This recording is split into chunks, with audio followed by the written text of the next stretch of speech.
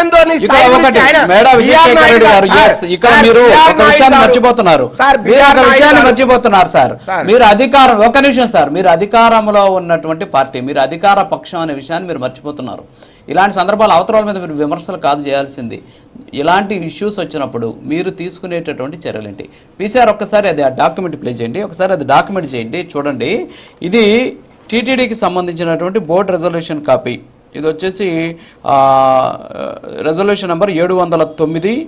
ఎప్పుడు ఇచ్చారు అంటే 2003 జనవరిలో ఇచ్చినటువంటి ఒక రిజల్యూషన్ కాపీ. ఇది 2003 జనవరి 30వ తేదీ ఇచ్చినటువంటి రెజల్యూషన్ కాపీ 709 ప్రకారం ఎవరైనా సరే ఈ వివాహేతర సంబంధాలు పెట్టుకున్నటువంటి వాళ్ళని రిమూవ్ చేయాలి సర్వీసెస్ నుంచి అని చెప్పేసి తీసుకున్నటువంటి డెసిషన్ అది. సరే, ఇక్కడ బిఆర్ నాయుడుకి సంబంధించి అది ఇంకా డీప్ ఫేక్ అంటున్నారు. అది వాస్తవం కాదనేది ఇంకా తేలలేదు.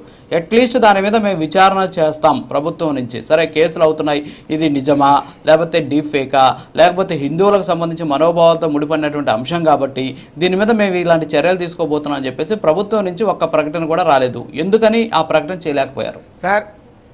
ఇప్పుడు ఇంతవరకు నేను మాట్లాడినట్టు వీళ్ళు బట్ట కాల్చి ముఖానేశారు. ఇప్పుడు దాంట్లో వాస్తవాలేంది అవాస్తవాలేంది దర్యాప్తు చేయాలి. అందుకనే కాదండి, ఇప్పుడు నిన్న ఆమె కేసు పెట్టారు, ఇందులేఖ గారు కేసు పెట్టారు. దానికి ఆల్రెడీ ఒక భూపతి అనే ఒక ఆయన్ని డిటెక్టివ్ ఇన్స్పెక్టర్కి ఆయనకి అప్పగించారు కేసుని. దీంట్లో వాస్తవాలేంది అవాస్తవాలేంది, నిజంగా అవి డీప్ ఫేక్ వీడియోసా లేకపోతే కరెక్ట్ వీడియోసా లేకపోతే ఒరిజినల్ వీడియోసా ఇన్ని బయటకు వస్తాయి. ఆ లేఖ ఇప్పుడు ఆకాశరామన్న ఉత్తరాన్ని ఒకదాన్ని తెచ్చి ఆ ఇందులేఖ నాకు పంపించింది భూమన కరుణాగడ్డి పరిస్థితి ఏందో అందరికీ తెలుసు. ఆయనే సచివుడు కాదు, ఆయనకు పంపించిందని